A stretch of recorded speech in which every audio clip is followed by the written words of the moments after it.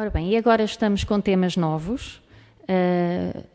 Começou a semana passada e o tema das novas palestras são os apóstolos, os 12 apóstolos.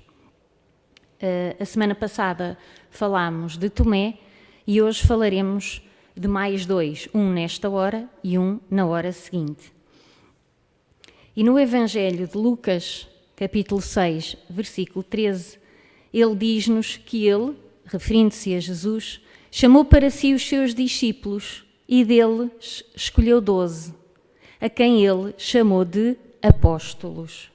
A palavra apóstolos vem do grego e significa aquele que é mandado em missão.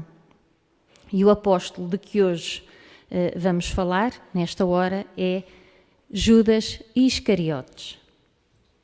Quando ouvimos falar do apóstolo Judas, lembramo-nos daquele que no Evangelho é referido como o responsável direto pela prisão de Jesus Cristo. E segundo os Evangelhos, Judas foi o traidor que vendeu Jesus aos soldados romanos por 30 moedas de prata. Judas deu um beijo na testa de Jesus para identificá-lo aos guardas que o procuravam. Por essa razão, seu nome e a expressão beijo de Judas passaram a ser relacionados à traição. Judas é um nome hebraico, Judá, e que significa abençoado ou louvado. A seguir a Simão Pedro é o nome do apóstolo que mais vezes aparece nos Evangelhos, 20 vezes, o que mostra a sua importância. Então vejamos agora alguns pontos relativamente à sua biografia. Judas nasceu na cidade de Queriote. Em português diz-se Iscariote. Queriote ficava próximo de Hebrom, a sul da Judeia. Daí o nome Judas Iscariote, porque naquela época o apelido era da cidade de onde a pessoa vinha. Segundo o Novo Testamento, Judas foi o único dos apóstolos que não nasceu na Galileia. Ele era filho único de Simão Iscariotes e de Sibória Iscariotes. Quando pequeno, os seus pais mudaram-se para Jericó, onde ele viveu e trabalhou nos vários negócios do seu pai, antes de ele se interessar na pregação e na obra de João Batista. Judas Iscariotes foi escolhido por Natanael. Quando Natanael conheceu Judas na Tariqueia, este estava à procura de um trabalho junto a uma empresa de secagem de peixe, na extremidade baixa do mar da Galileia. Ele tinha 30 anos e não era casado quando se juntou aos apóstolos. Ele era provavelmente o mais instruído entre os 12 e o único judeu na família apostólica do Mestre. Judas não tinha nenhum traço notável de força pessoal, embora tivesse muitos traços externos aparentes de cultura e de hábitos educados. Em João, capítulo 13, versículo 29, ele refere como Judas tinha a bolsa. Jesus deu a Judas a bolsa para ele guardar tudo aquilo que o grupo conseguia arrecadar para distribuir aos pobres. Porque Jesus já fazia na época aquilo que nós hoje falamos de ação social. E Judas era o responsável por esse dinheiro. Ele foi escolhido por ter mais conhecimentos nas letras e nos números. Recordemos que o pai era comerciante e que ele trabalhou com ele. Por isso, era uma posição para a qual ele estava eminentemente qualificado e até à época da traição ao seu mestre, ele incumbiu-se das responsabilidades do seu posto de forma honesta, fiel e muito eficiente. Neste quadro da última ceia, vemos Judas com a bolsa do dinheiro na mão. Judas amava profundamente Jesus, só que não o compreendia. O erro dele foi a pouca fé que ele tinha nos planos de Jesus. Para Jesus, Judas foi uma aventura com a fé. Desde o começo, o Mestre compreendeu totalmente a fraqueza desse apóstolo e sabia perfeitamente bem dos perigos de admiti-lo na comunidade. No entanto, Sabemos que Deus dá a todos os seus filhos oportunidades plenas e iguais de salvação e de sobrevivência. Jesus escolheu os 12 apóstolos e ele sabia muito bem o que esperar de cada um deles. Ele sabia que um deles o iria entregar. Mas qual era o plano de Judas? Vamos ver agora um vídeo onde Haroldo Dutra Dias nos explica. Em que consiste a traição de Judas? Humberto de Campos explica com detalhes. Judas olhava para Jesus e não entendia a mansidão do Cristo. Ele acreditava que Jesus era lento, tímido nas suas resoluções. Judas acreditava que o sucesso do Evangelho dependia de uma aliança com os poderosos da época. Judas não conseguia entender que o reino de Deus é obra divina no coração. Ele imaginava que o reino de Deus é obra externa, a ser construída com pedra. É obra que depende de política humana. Então arquiteta um plano humano. E nenhum de nós pode criticar e apontar o dedo para Judas, porque há 2000 anos todos nós estamos repetindo a experiência de Judas.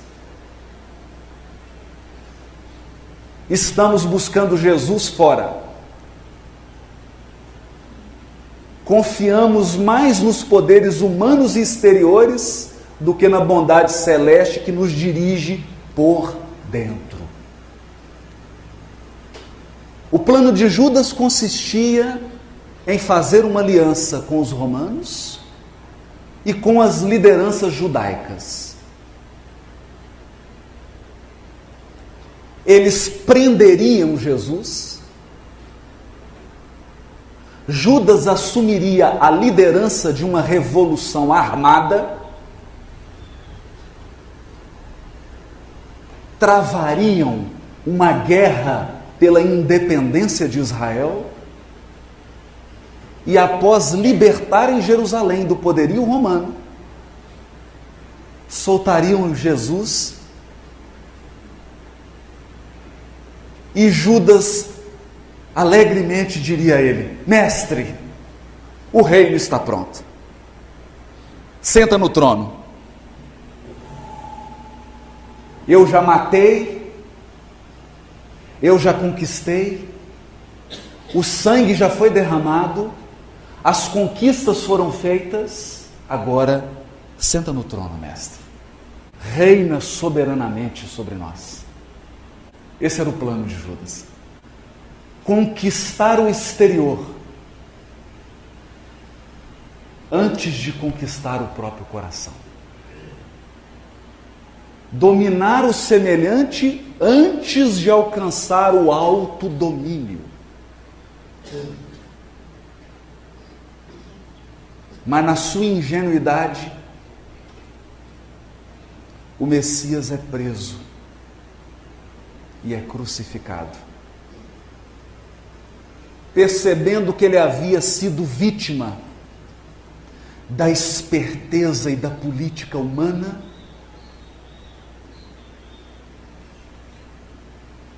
com um remorso gigante, percebendo o equívoco, percebendo que ele confiara mais nos homens do que em Deus, Judas não suporta a dor e suicida-se. Seria ele o apóstolo que exigiria de Jesus a mais alta dose de amor. Porque era o apóstolo que tinha a maior dificuldade de entender que o reino de Deus é obra divina no coração dos homens.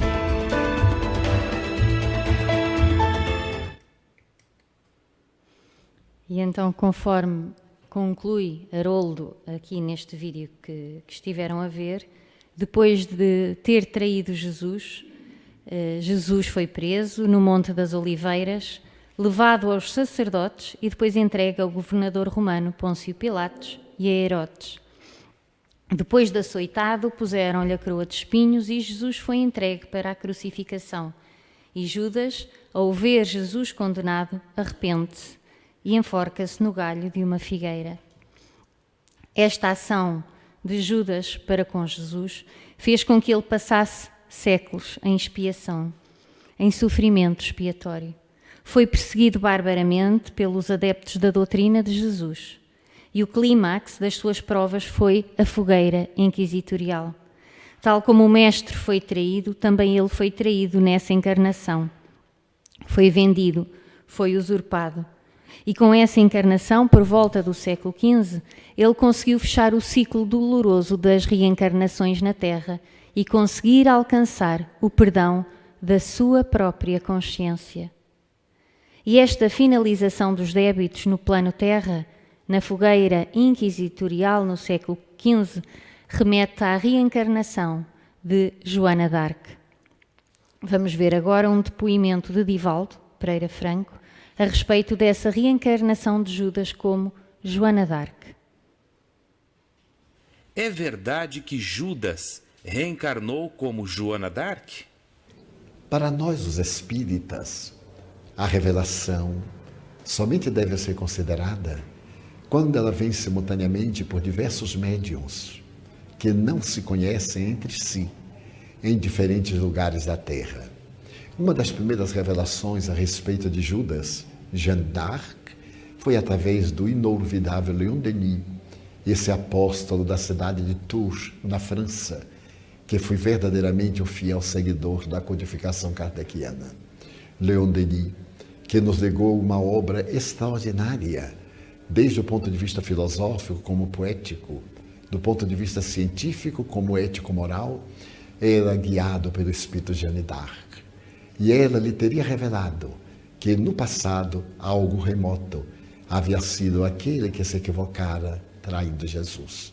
Mas também ela disse que antes de atingir a culminância da sua redenção, havia passado por várias experiências de dor, de sombra, de arrependimento.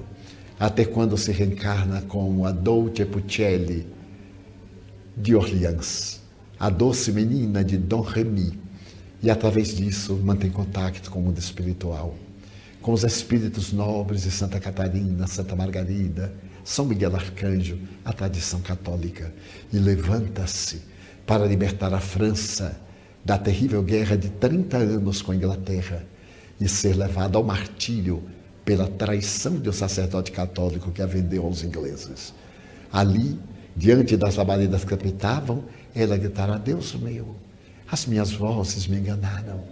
Elas me haviam dito no cárcere que dentro de 3 dias eu estaria livre. E subitamente um insight. A liberdade não era física, era a imortalidade. Retornar ao colégio Galileu, de onde se apartaram um dia, por perturbações de vária ordem que não temos como avaliar. Estava, portanto, restaurado o colégio daqueles que seguiram Jesus, com o retorno de Judas, da cidade de Queriot, o único judeu dentre aqueles 11 galileus que lhe foram fiéis. Pessoalmente, tenho certeza que Judas e Jeanne d'Arc são o mesmo espírito.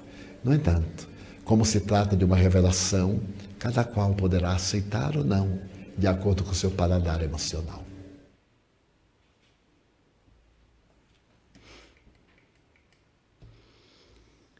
Judas teve as suas responsabilidades e resgatou todos os débitos que vieram na sequência das atitudes que ele teve. Da mesma forma que cada um de nós, vamos também responder pelas nossas atitudes. Por isso é importante que nos lembremos de que não somos ninguém para julgar os outros. Temos de nos julgar a nós mesmos. Temos de nos colocar no lugar do outro e ver que poderíamos agir assim também. Que Jesus nos abençoe, nos ilumine, que nos auxilie a corrigir o nosso comportamento e que esteja sempre de acordo com os ensinamentos de Jesus. Que assim seja.